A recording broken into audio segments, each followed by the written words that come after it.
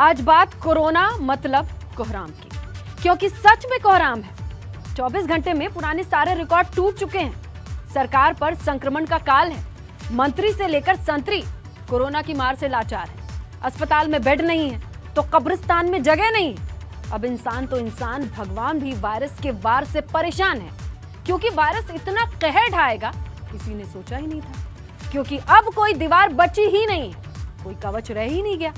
मौत का वायरस हर जगह सेंधमारी कर रहा है। ये रिपोर्ट देखिए और हर दिन बढ़ रहे खतरे को जरा महसूस कीजिए।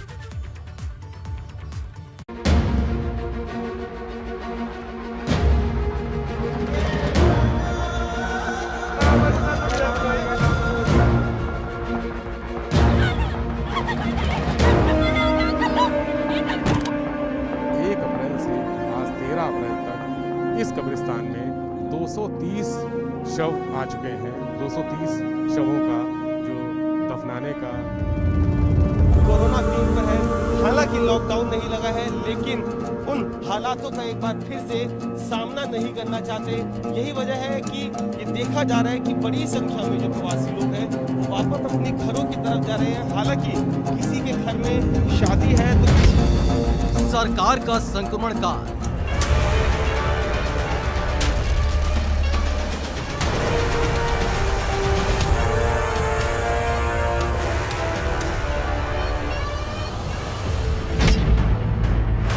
वीआईपी किले में वायरस की सेंधमारी। उत्तर प्रदेश के मुख्यमंत्री Yogi Adityanath corona positive.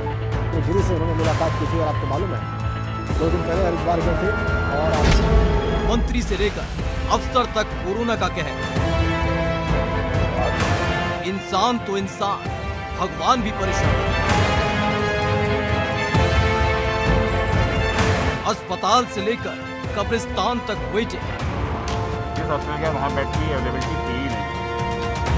Ventilator पर दावे, आईसीयू में सिस्टम लगा है। आप देख सकते हैं 7 दिन का इसमें ब्यौरा दर्ज है।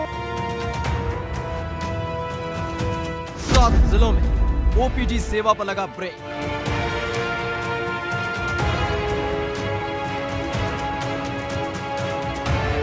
वैक्सीन के बाद भी वायरस वार। उत्तर प्रदेश में हाहाकार।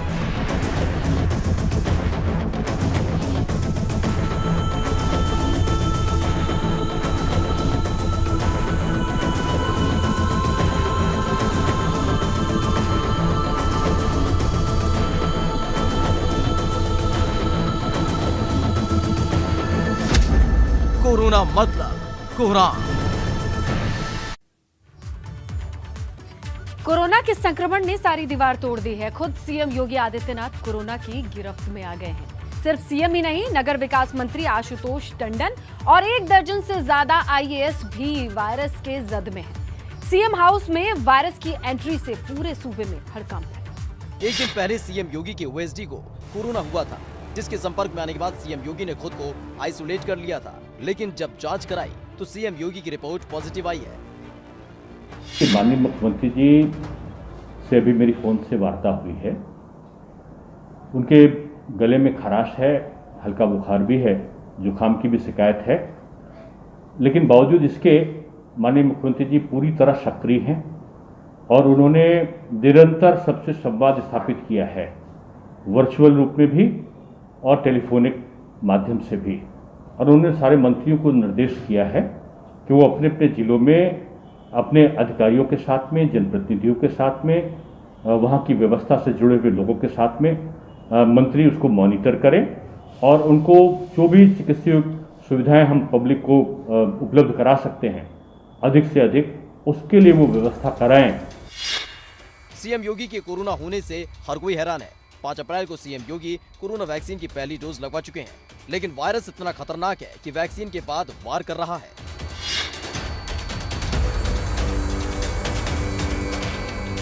सरकार का संक्रमण काल।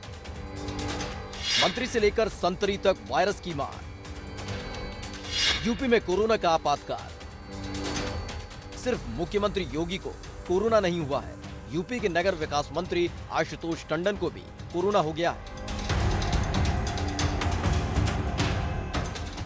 अभी कुछ दिन पहले यूपी के कृषि मंत्री सूर्य प्रताप शाही को भी कोरोना हो गया था, लेकिन कोरोना की मार सिर्फ मुख्यमंत्री और मंत्रियों तक सीमित नहीं है। यूपी के 1 दर्जन से ज्यादा आईएएस अफसर कोरोना की चपेट में आ चुके हैं। कोरोना का वायरस कितना खतरनाक है, इसका अंदाजा इस बात से लगा सकते हैं कि पिछले साल इसकी चपेट में आने से पूर्व मंत्री और क्रिकेटर चेतन चौहान और प्राविधिक शिक्षा मंत्री कमल रानी वरुण की मौत हो गई थी। जबकि इस बार का स्ट्रेन तो और भी ज्यादा खतरनाक है। सबकी निगाहें हर दिन घटती घटनाओं पर लगी हैं, क्योंकि पता नहीं कब किसके पॉजिटिव होने की खबर आ जाए। Bureau report, ABP Ganga. पिछले 24 घंटे में जहां देश में 1,84,000 से ज्यादा नए मामले सामने आए हैं, तो वहीं यूपी में मरीजों का आंकड़ा 20,000 के पार चला गया है। हर दिन बढ़ रही महामारी ने वीआईपी किले में भी सेंधमारी की है, क्योंकि जहां सीएम योगी को कोरोना हुआ, वहीं पूर्व सीएम अखिलेश यादव भी इस वायरस की चपेट में आ गए हैं।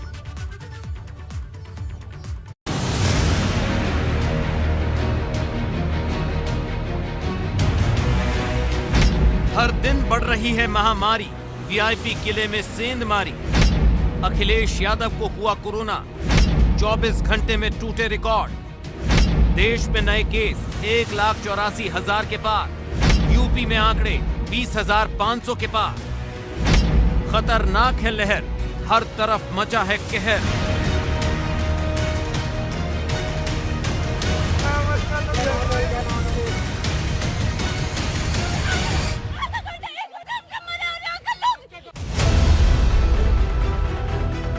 कोरोना का खतरा हर दिन बढ़ रहा है, हर दिन नया रिकॉर्ड सता रहा है।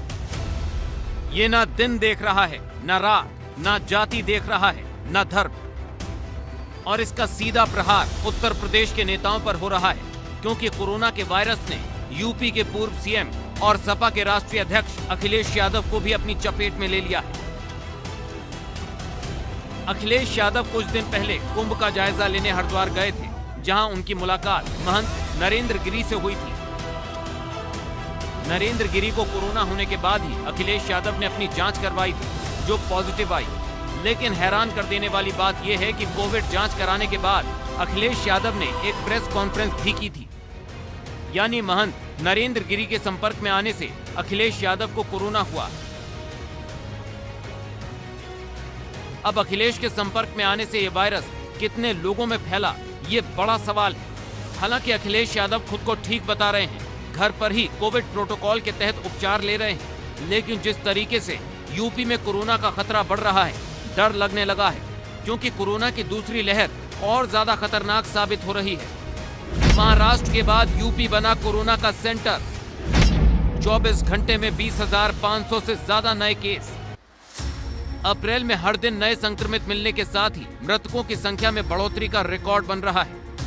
यूपी में बुधवार को भी जो बीते 24 घंटे की रिपोर्ट आई है, वो भी बेहद डराने वाली है। 24 घंटे में 20,510 नए संक्रमित मिले हैं और अब प्रदेश में एक्टिव केस 1,11,835 हो गए हैं। इनमें 51,190 होम आइसोलेशन यानी घर में रहकर अपना इलाज करा रहे हैं, जबकि 1,646 प्राइवेट अस्पतालों में भर्ती हैं और बाकी सरकारी अस्पतालों में इलाज करा रहे हैं। उत्तर प्रदेश अब इस मामले में सिर्फ महाराष्ट्र से ही पीछे है। मतलब स्थिति खतरनाक हो गई है और अब प्रशासन के हाथ पांव भी फूलने लगे हैं, क्योंकि इस लहर के कहर से कैसे जीतेंगे, ये सोचकर दिल बैठने लगा है। Bureau report, ABP Ganga.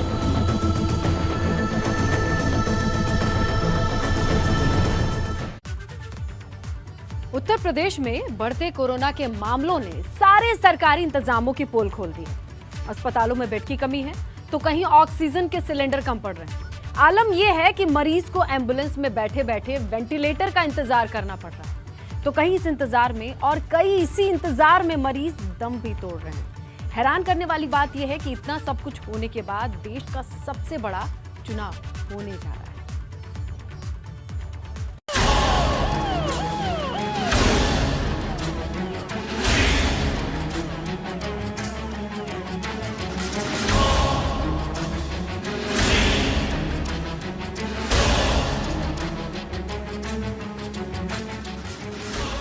पहले कानून मंत्री ब्रजेश पाठक की चेतावनी,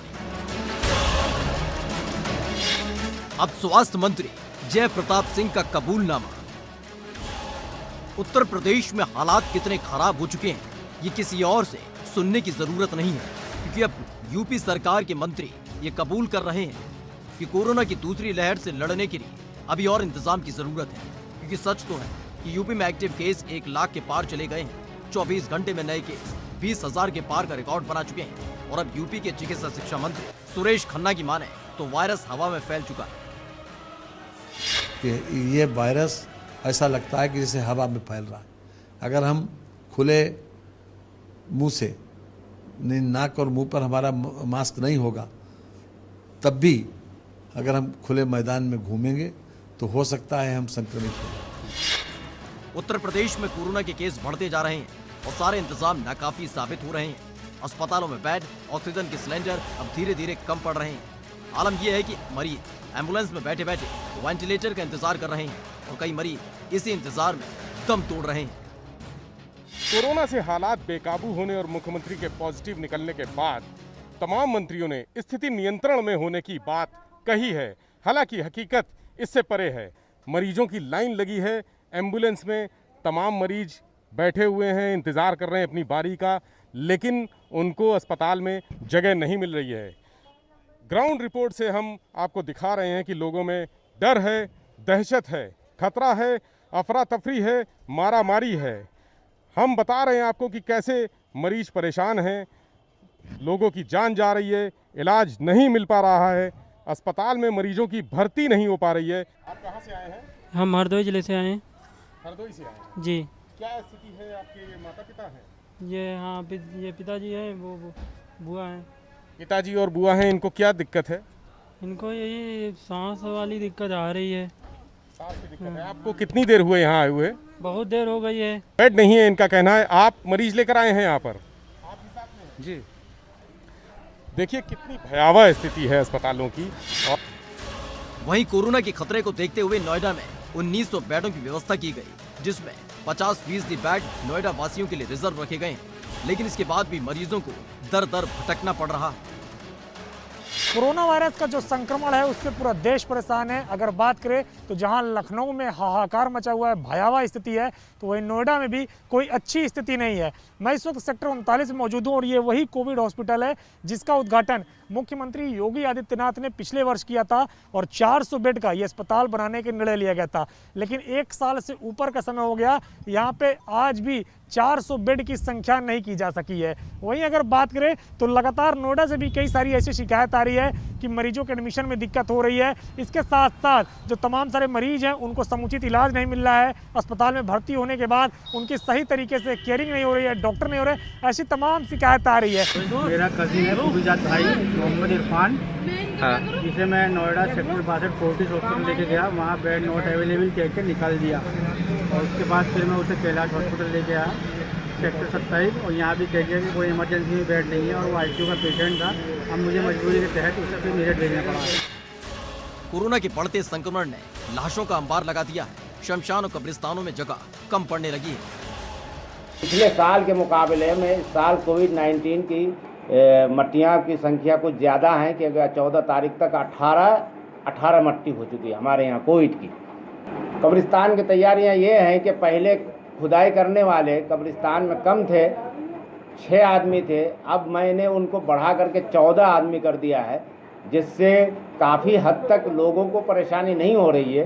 जो भी आ रहे हैं वो टाइम तो वक्त तो लग रहा है, मगर ये है कि दफन का काम आराम से हो रहा है। कोरोना के बीच पंचायत चुनाव की तैयारी, 18 जिलों में सबसे बड़ा चुनाव। लेकिन हैरान करने वाली बात यह है कि इतना सब होने के बावजूद देश का सबसे बड़ा चुनाव होने जा रहा है। यूपी में गुरुवार को पहले चरण के लिए पंचायत चुनाव की वोट डाली जाएंगी। 3 करोड़ से ज्यादा मतदाता अपने मत का इस्तेमाल करेंगे। लेकिन इतने लोग जब एक साथ वोट डालने निकलेंगे तो क्या कोरोना का संक्रमण और ज्यादा नहीं फैलेगा? ये चिंता किसी और को नहीं, खुद भाजपा सांसद कौशल किशोर को सता रही है, जिन्होंने पंचायत चुनाव तुरंत रद्द करने की अपील की। 9 के अंदर कोरोना नरसंहार कर रहा है। बड़े पैमाने पर कोरोना दिन दूना रात चौगुना बढ़ता जा रहा है, जिसकी वजह से कई हजार लोग कोरोना के चपेट में रोज आ रहे हैं। इस समय जो पंचायत के चुनाव लखनऊ में हो रहे हैं, उनकी मतदान की तिथि कम से कम 1 महीना बढ़ाना जरूरी है। एक सांसद की चुनाव टालने वाली अपील, एक मंत्री के स्वास्थ्य विभाग की लाचारी पर सवाल कई सवाल खड़े करती है, क्योंकि हम इस वक्त एक वायरस से लड़ रहे हैं जो हर दिन खतरनाक होता जा रहा है। Bureau report, ABP Ganga. Corona का साया हर तरफ मंडरा रहा है। अब कोरोना के खतरे के चलते सीबीएसई की परीक्षाओं को रद्द कर दिया गया है, क्योंकि कोरोना जिस तरह से फैल रहा है और जिस तरह से इस बार छोटे बच्चों को अपना शिकार बना रहा है, निशाना बना रहा है, इससे ना सिर्फ बच्चे, अभिभावक भी काफी राज्यों की सरकार की तरफ देखने लगे थे और अब इसे लेकर बड़ा फैसला किया गया है।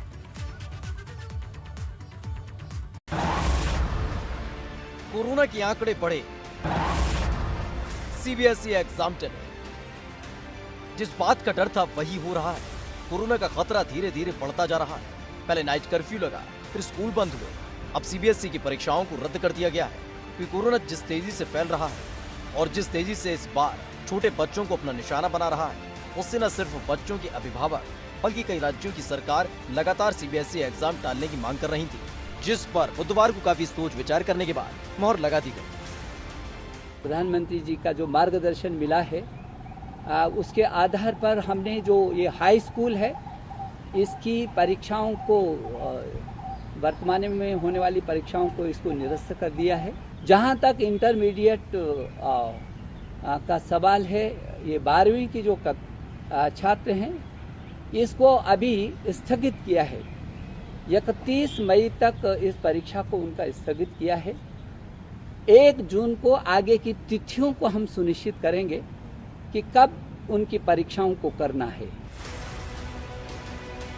सरकार ने जहां 12वीं की परीक्षाओं को स्थगित कर दिया, वहीं 10वीं की परीक्षाओं को कैंसिल कर दिया गया है। देश में बढ़ते कोरोना संक्रमण के बीच आज प्रधानमंत्री नरेंद्र मोदी ने केंद्रीय शिक्षा मंत्रालय के अधिकारियों के साथ बैठक की और इसके अलावा केंद्रीय शिक्षा मंत्री रमेश पोखरियाल निशंक भी उस बैठक में मौजूद रहे। बैठक में निर्णय लिया गया कि सीबीएसई बोर्ड की परीक्षाओं को फिलहाल टाल दिया जाए और इसके बाद अगर बात करें तो सीबीएसई बोर्ड की जो परीक्षा है उसको फिलहाल टाल दिया गया है। अगर बात करें तो 10वीं की परीक्षा को रद्द कर दिया गया है, वहीं 12वीं की परीक्षा को 30 जून तक के लिए स्थगित कर दिया गया है। 1 जून को असेसमेंट किया जाएगा कि कोरोना संक्रमण की स्थिति क्या है और किस तरीके से तब परिस्थितियां बनती है, उसके बाद फिर 12वीं की परीक्षा कराने का निर्णय लिया जाएगा। नियम के मुताबिक अब 10वीं के छात्रों का मूल्यांकन उनके टेस्ट के आधार पर किया जाएगा, यानी उन्होंने जो प्रैक्टिकल दिया है उसके आधार पर उन्हें नंबर दिए जाएंगे। अगर कोई छात्र इस रिजल्ट से असंतुष्ट रहता है तो उसे स्थिति सामान्य होने के बाद परीक्षा में बैठने का मौका दिया जाएगा। वहीं 12वीं की परीक्षाओं का नया शेड्यूल 1 जून को देश में कोरोना की स्थिति को देखकर तैयार किया जाएगा और तय समय से 15 दिन पहले छात्रों को परीक्षा के बारे में बता दिया जाएगा।